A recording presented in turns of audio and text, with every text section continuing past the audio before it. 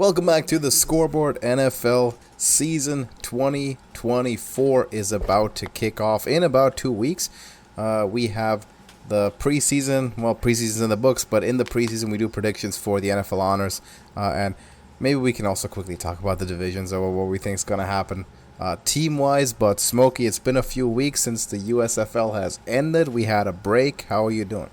Oh, I am good. I am better than...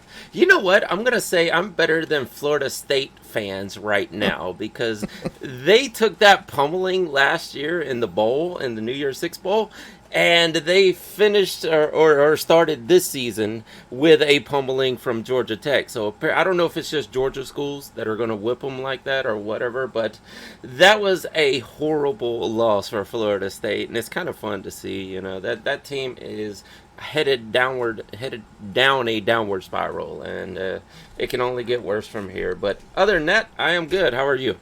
Yeah, sure is. So, your playoff hopes are already done before September. That's tough. Mm-hmm. That's pretty harsh, but that's how it works in college football. Yeah. A lot of the time. So I'm good. I'm better than most fans, I think. I don't know. You know, I've had a good UFL season, had a good NFL season to look forward to. So let's see what we can do. I have high hopes for a lot of my favorite players on this list that we're predicting today. Mm-hmm. Yeah, me too. Indeed, I do. All right, let's let's get into it. We'll do the awards, and then if we have some time, a few minutes, we can talk about if we have a bold prediction or a division champs or whatever. Yeah, I was hoping get into that. I was hoping maybe we could do some bold predictions next week or something. Yeah, we can do next week. Let's do that. That's a good idea. All right. So let's start with the awards here, and let's go least to most relevant. Usually, who do you have as comeback player of the year? Yeah, when you think about comeback player of the year, they have changed the standards for whatever. From what I heard, actually, a guy like Flacco would not win this award this year, from my understanding. That it really needs to be somebody coming off injury or someone actually coming out of retirement, not just a guy who was not picked up for a team this year and happened to get in at the very last moment.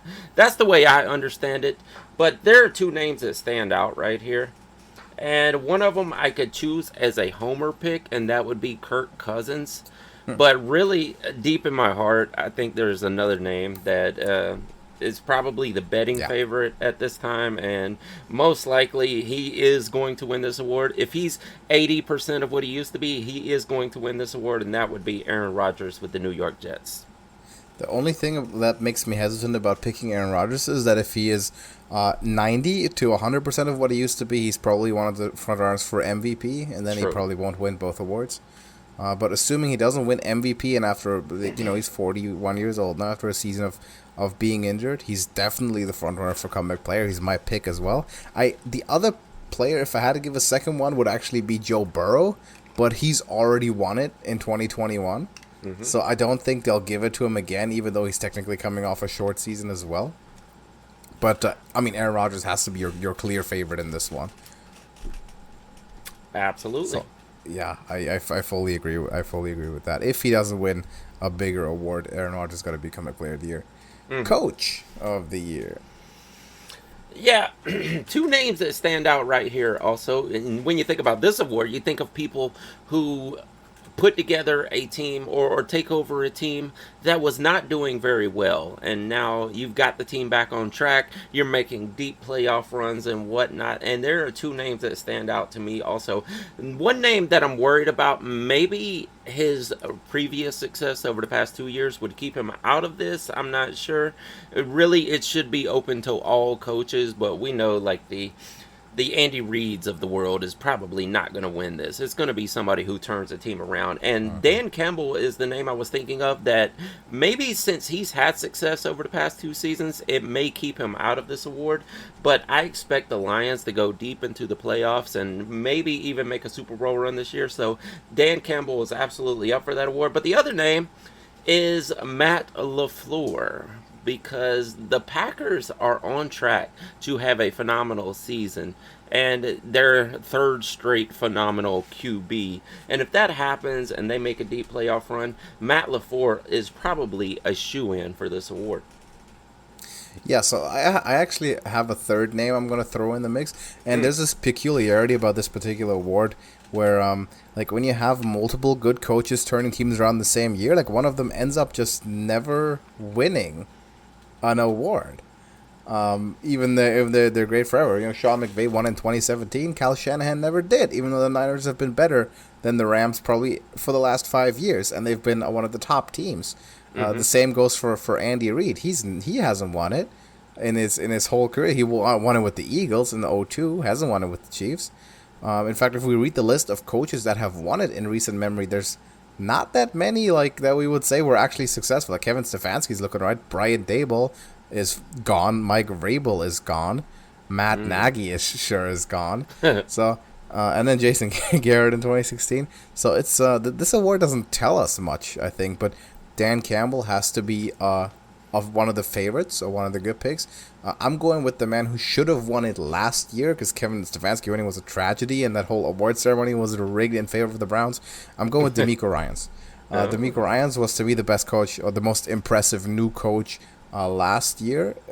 We shouldn't forget that guy is like he is in his 40s. Like he played 10 years ago or something. It's crazy how quickly he went to head coach and became a great head coach as well. Texans look good. They look primed to win the division. And I think DeMeco Ryans is going to do it. I think they'll have a better record than last year. Possibly play for the 1 seed for a while if CJ Stroud continues to develop the way he did. And DeMeco Ryans wins the award that he should have had with the committee fair last year. Now, let's talk about the rookies. So, start on the defensive side. Who do you have as your defensive rookie of the year?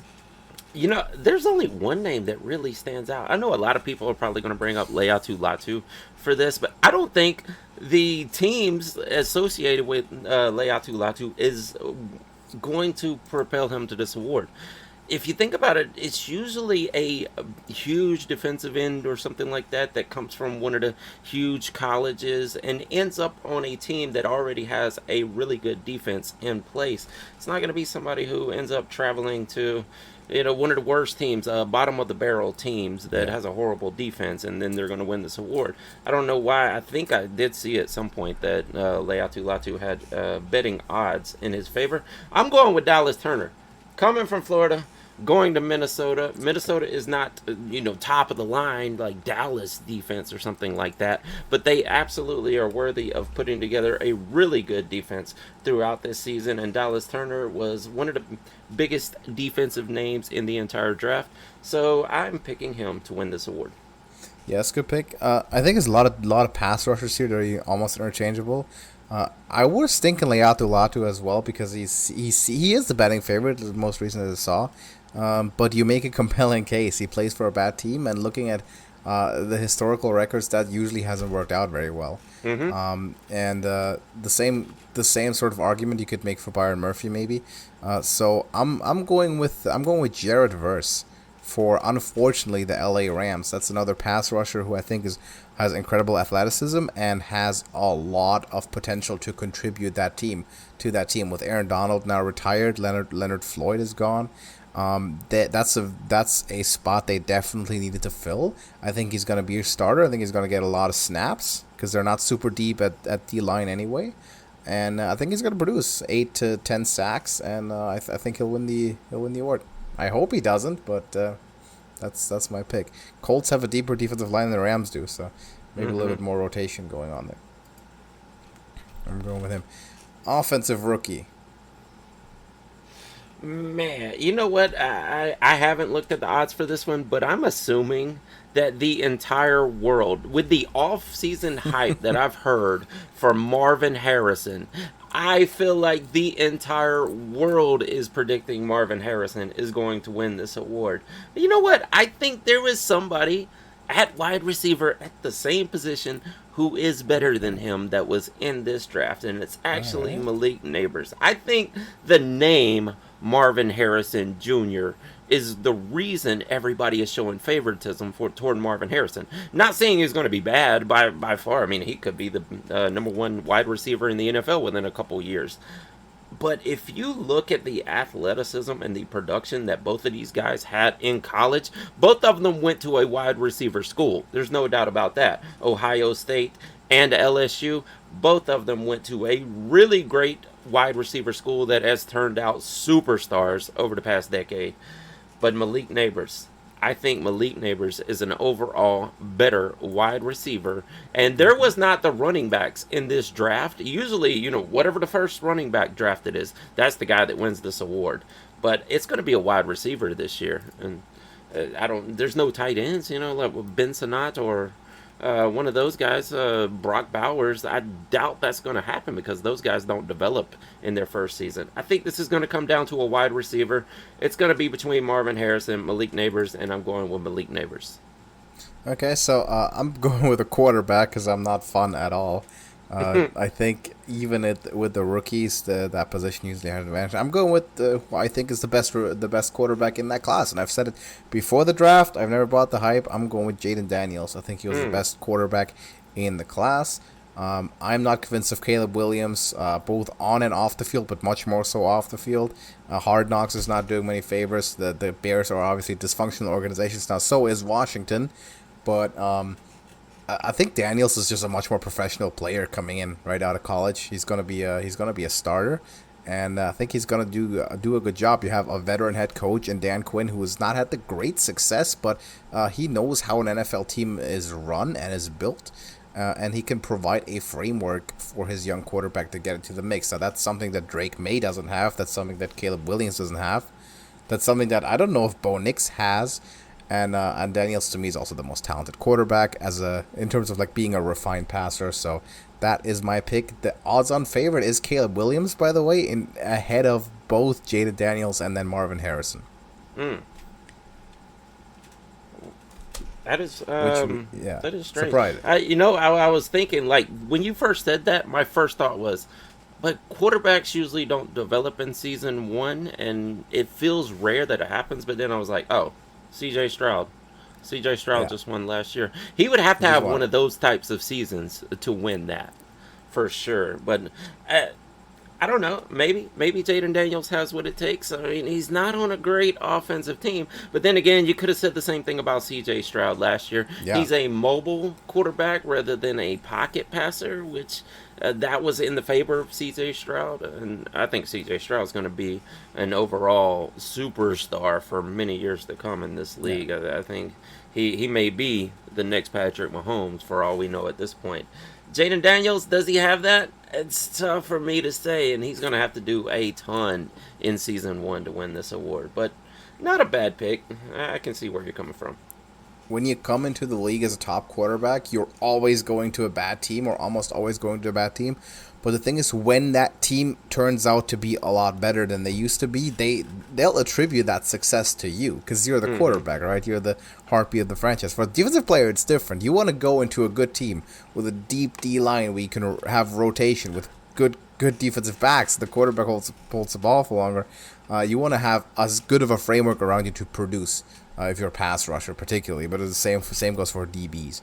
But as a quarterback, you are the one that the team is betting on to turn the fortunes around. And when you manage to do it, you'll get the credit for it, and you'll get it tenfold. So quarterback, out of the last 8 years, 50% of the offensive rookies have been quarterbacks.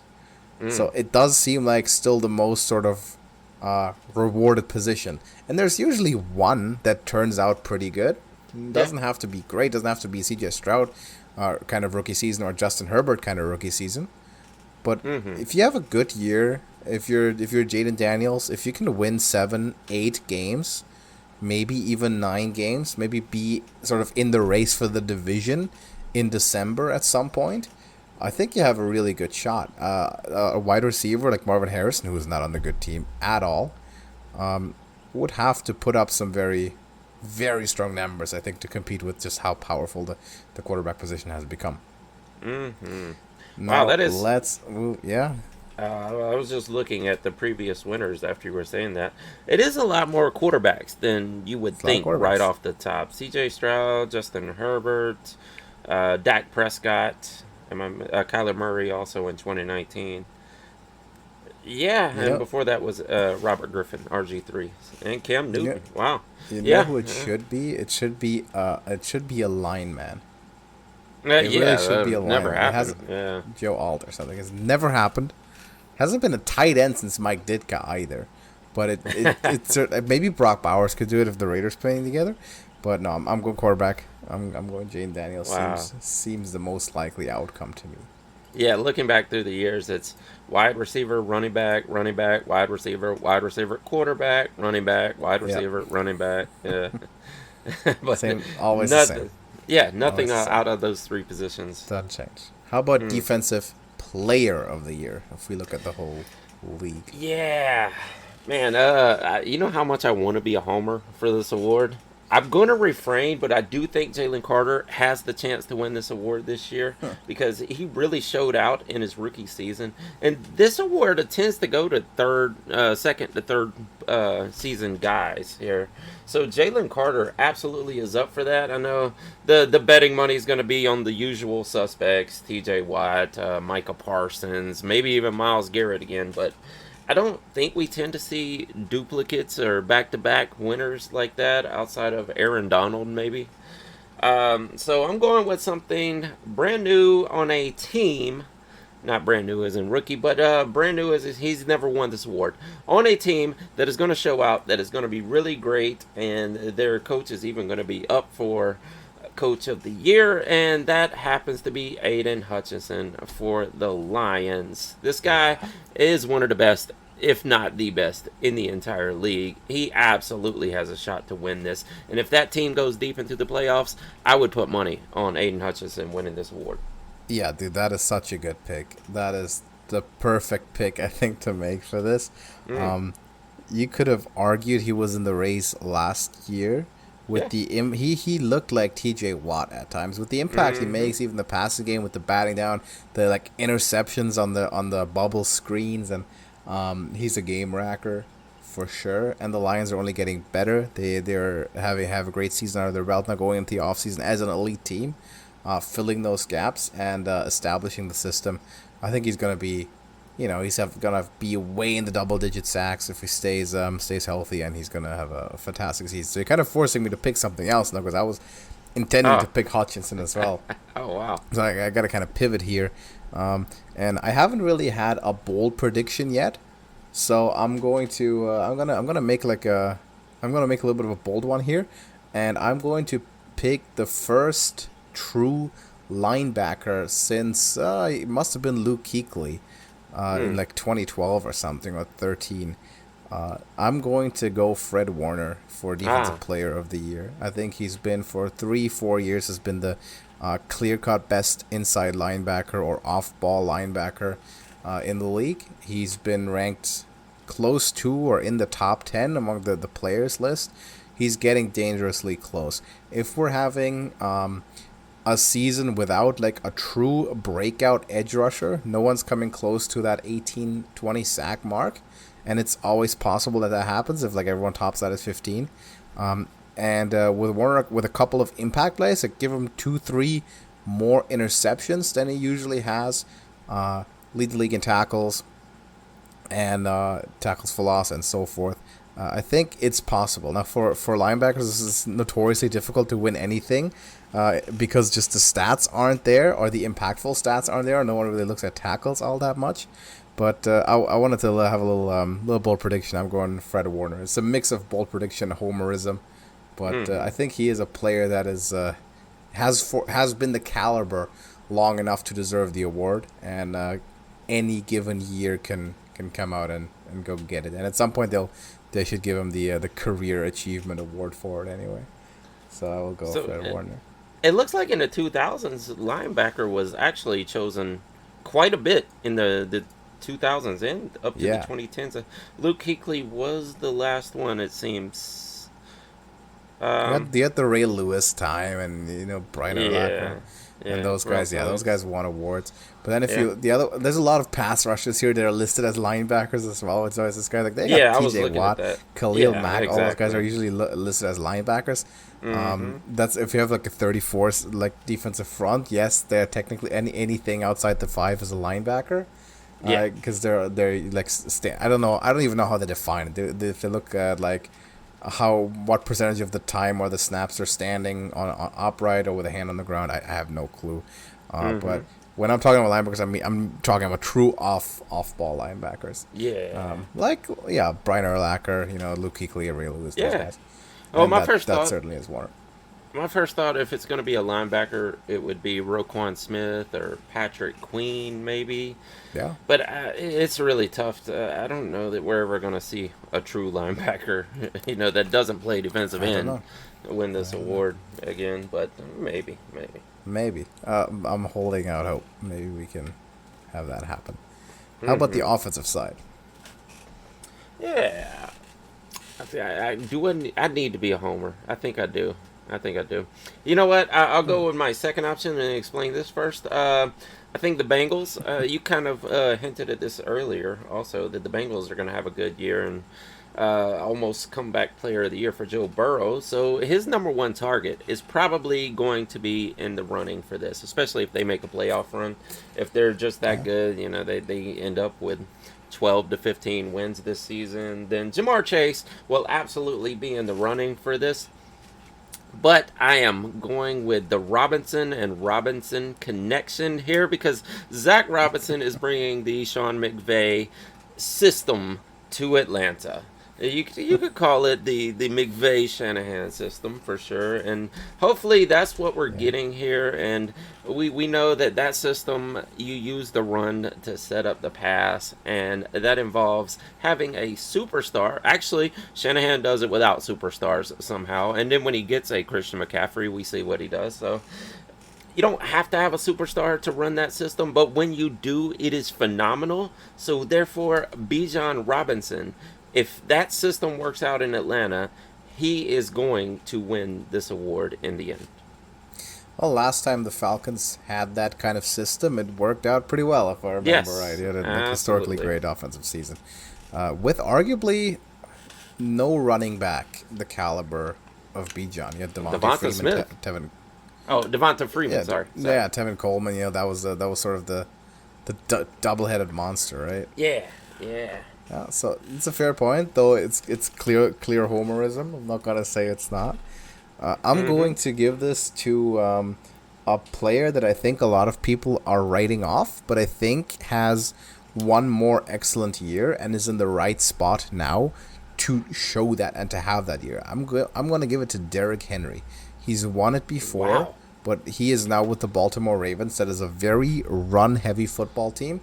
Yeah. And that is a team that historically, due to the running threat of Lamar Jackson, has and by the way, also probably the best offensive line in all of football, has made running backs look above their pay grade. There's a sneaky amount of 1,000-yard rushers and very highly rated running backs that came out of the Ravens in the last five years or so that we would consider to be household names by themselves. But it's a very running back friendly system. And the personnel is there. With Derrick Henry, now it's a true elite running back. Of course, I should have picked McCaffrey here, right? Obviously, it's probably his betting favorite, and he's the homer pick.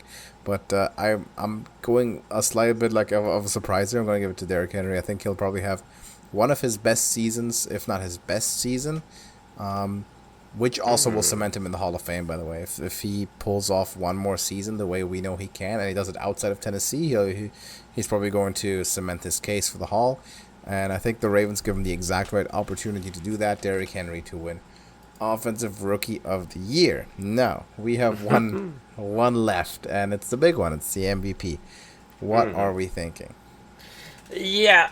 The two names that I've been thinking of this entire time. Now, I will give an honorable mention to C.J. Stroud. But I talked about two teams that are going to be much improved this season and go deep into the playoffs and possibly push for the Super Bowl. Those two teams are the Packers and the Lions. So, therefore, I thought about Jordan Love a lot I think Jordan Love could be up for the running for this. But if the Lions go all the way to the Super Bowl, and I know this is picked right before the Super Bowl, so if they're in, it's going to sway the votes in some way. It's not supposed to, but it does. So therefore, if the Lions make the Super Bowl, Jared Goff will win this award this year. Wow. So that's your pick? Yes, Jared Goff. Jared Goff. Mm-hmm. That is something no one expected to hear. That's bold. Like 2018, 20. That is the boldest pick. Yes. So far. Unless I'm picking a non-quarterback, I don't know if I can get any bolder than that. Mm-hmm. That is amazing. So I have like two candidates that my heart wants to pick, and obviously one of them is Brock Purdy, and the other one is Justin Herbert. But both of them, I have good reason not to pick. For on Brock Purdy's side, is that simply the draft status is over his head, and he should have won it last year. They didn't give it to him.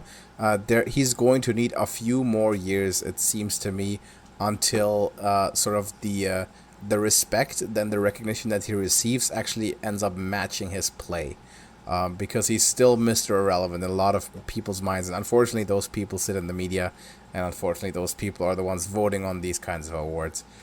So it's sort of a story where, yeah, he needs, like, if he plays another 2-3 years on that level that he has last year, it sort of becomes undeniable, and then he will, end up being in serious consideration for these awards. And for Justin Herbert, of course, he's been around, and he's getting a new system now, a much more promising system with Jim Harbaugh. But my idea there is that he just lost like his best receiving threats. And he's in a new system, which is always some adjustment. Plus, he's in a very run-heavy system. Jim Harbaugh likes to run the ball, so Justin Herbert will not have the amount of dropbacks that he's used to having, and that will hurt the numbers a little bit. Plus, the air game, the air attack on the Chargers may not be what it used to be when they're rebuilding the receiving core. Even though I think that he's in a good position to win the award down the line in a few years when that system starts clicking. This year, I'm not so convinced. So, obviously, I want to make like a little bit out there of a pick for MVP because it's always fun. But I'm not going to. I think I'll play it relatively safe, and I'm going to give it to Josh Allen. I'll say Josh Allen wins the MVP. He's one of those like top elite quarterbacks that hasn't won it yet, but has come close enough times. I think Buffalo has a good schedule for him to be able to do that. I think Patrick Mahomes has not looked like himself, talking at a very high level, obviously, for most of last year. Lamar Jackson, obviously, we don't have to talk about that. I mean, highway robbery, the fact that he won the award last year, and I don't think they'll give it to him. I don't think they'll give it to him again, but who knows? And other than that, I don't have too many names. Like your C.J. Stroud's, your Jared Goff's, your Jordan Love's. Like you want to see a little bit more out of those guys before I hype him and then put him at absolute top tier level. Again, Joe Burrow's coming back from an injury, though when he is in top shape, he is a top 3 quarterback in the league.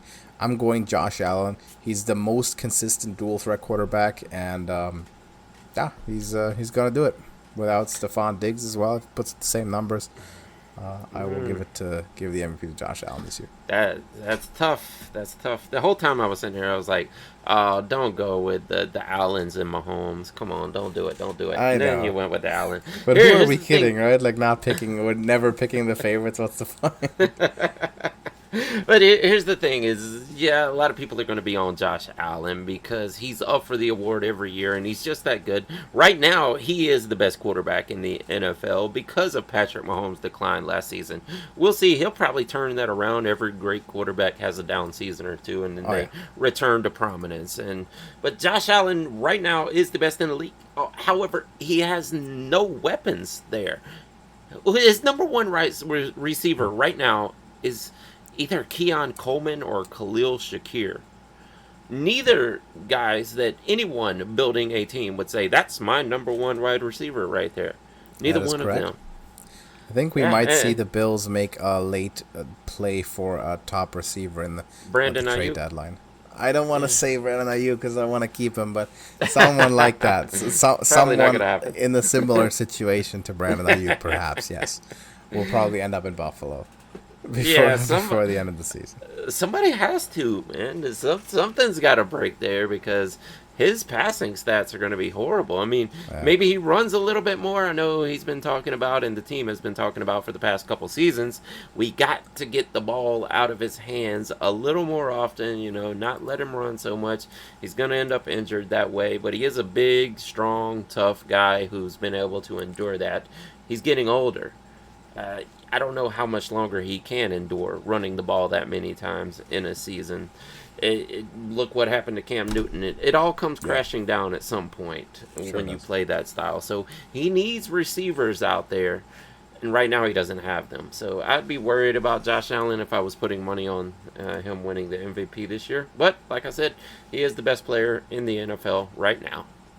I agree with that. Now, you announced before we recorded that you had a secret extra prediction for the worst coach of the year. Now, I have a very strong hunch that I know who this is and that I will agree with you. But I have to ask you first, are we talking about just worst performing coach, or do you mean first coach to be fired? Oh, both. I'm talking about who is the Adam Gase of the past, the Matt Nagy's of the world. Who right now is a head coach that is headed down that trail right there? I have a good idea of who the worst one is going to be, but I don't know if he's going to be the first one to be fired. Well, are you thinking Peyton? I'm thinking Gerard Mayo. Oh, okay. For the worst coach, good. But not the first one to be fired. Yeah, well, I think this guy is both, and that is Dennis Allen of the Saints. Yes, absolutely. That team is set up for failure right now, and they would have to pull some kind of miracle out. Derek Carr is the guy that, let's think about it. Is Derek Carr the best player they have on the team right now? And if it is, you're set up for failure. There's no doubt about it. Hey, people could say Alvin Kamara, but he's a running back who is long in the tooth at this point, and he's beat up. And you got your TCU running back that hasn't broken out yet. You lost all your receiving options, the ones that had been superstars in the past. You have Chris Olave. Okay, maybe I'll give it to Chris Olave as being the best on the team right now, which that guy on some teams would be the number 2 or number 3 option in the end.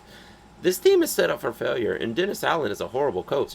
I don't even think he likes his players. If you listen to his press conferences, every player he is asked about, it sounds like he hates that player.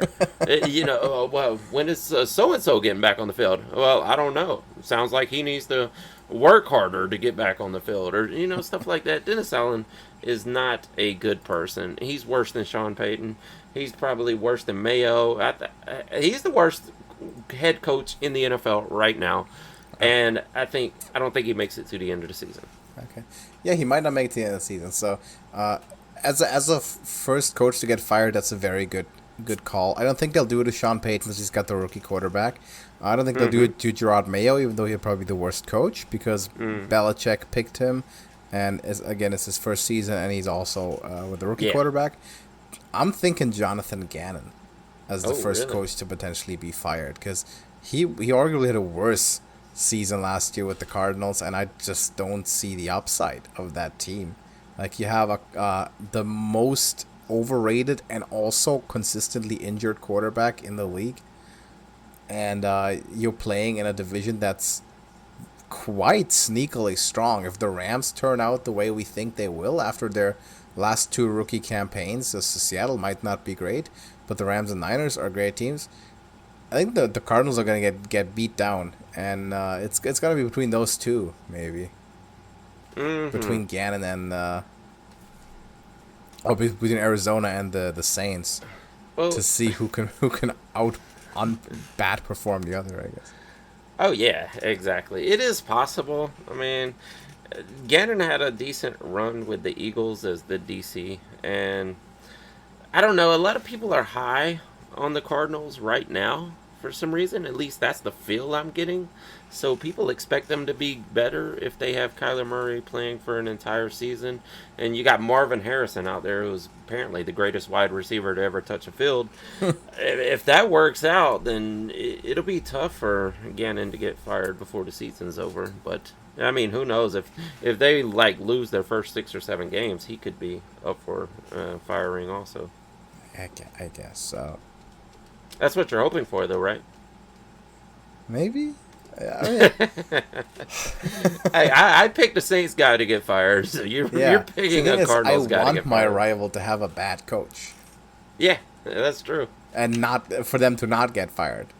I would love for them to be that way for years down the line and to not do anything about it. that would be the optimal thing, because that's 2 free wins every year. How often is that? I mean, Adam Gase made it, 2 years with Miami and 2.5 years with the Jets. That might be the longest. That's a good amount already. It might be the longest tenured worst coach ever. Right. I'm going Gannon. You go Dennis Allen. I guess it's we want our rivals to do bad. Obviously, that makes sense. Falcons are looking good for your division, though. Yeah. Hopefully, they can put it all together. Watching the preseason games, I don't think the defense is going to be that much improved. I do like that we picked up Matt Judon, because I do think he's one of the best players, the best defensive players in the NFL. Yeah, he's getting a little older, but he's still. Last he played, he was really good. So I think that's a good acquisition there. Calais Campbell is gone. I don't think that really mattered too much, because the guy's pushing 40 already. So it really doesn't matter. But I don't know. Just watching them in the preseason, I know mostly second stringers out there playing. This defense is horrible. At least the second stringers are. Maybe they'll be better when they put the first stringers out there. I doubt it. I seriously doubt it. Raheem Morris is a defensive coach, so hopefully he's got some tricks up his sleeve. But it doesn't look good. And Atlanta's history, when we have defensive head coaches, we don't have luck with defense for some reason. It never works out that way. I don't even remember when's the last time we had a good defense in Atlanta. It's been so many years that I don't remember it. If we ever have during my lifetime, that's for sure. But the offense should be great. We have Kirk Cousins there, and we have a very capable backup quarterback who will be one of the fastest quarterbacks in the NFL too, but he doesn't need to be, because he is a very proficient pocket passer. That guy could be the next C.J. Stroud if he gets a chance to play, but we got Kirk Cousins out there, so we don't need to be. You got a superstar running back. You have a very capable RB number 2. You got a superstar wide receiver. Not a lot of depth behind him, but you also have a superstar tight end. We should be able to win quite a few games, but it's Atlanta, so who knows? That's true. I think we need to stop calling people the next X if X has only played a single season. I don't know if that's just me, but saying the next CJ Stroud just sounds bad, because CJ Stroud is still the next something else before that. Yeah. And when that becomes a thing, then we can go with that in like a few years. Well, I'm saying like he could have a great first season if he has to step in. Yeah, that is true. Yeah. That is great. If you had to do it, that's right. Not saying that CJ Stroud will be the next Patrick Mahomes and then Michael Penix will be the next CJ Stroud. No, I don't mean it like that. I'm just saying if he has to step in and he has to play in his rookie season, I think he's capable of pulling off a season like CJ Stroud did last year. Okay. I don't know. That's a rare sight. Doesn't happen often for a rookie quarterback. No. Andrew Luck, Justin Herbert. Yeah. Doesn't happen too often. Herbert had the best story as well, with the Tyrod Taylor getting injured. Or having some like medical issue, I think, before the season opener. Oh yeah, it was like a punctured lung or something, right? Punctured lung from like some injection, and then he had to go out a half hour before the game started. He knew he had to start as a rookie, and it just turned out to be immediately amazing. Yeah. Which was like also crazy. But yeah, that's what we have. Let us know what you think in the comments as well. If you have any picks that are contrary to ours, maybe some more of the exotic names in the MVP conversation, because people believe in Tua or Jalen Hurts. Some people would like to see Kirk Cousins up there. I think he's had good numbers for a long time, and now he's in Atlanta. He's the favorite to win a division. So maybe there's some interesting opinions there. Love to hear them. Do you have anything to add for this week, Smokey? No, I think that's it for this week. All right, we'll be back covering the entire NFL season starting next week, potentially with bold predictions as well. And let's hope for a good year. We'll see you in the next one. Doses.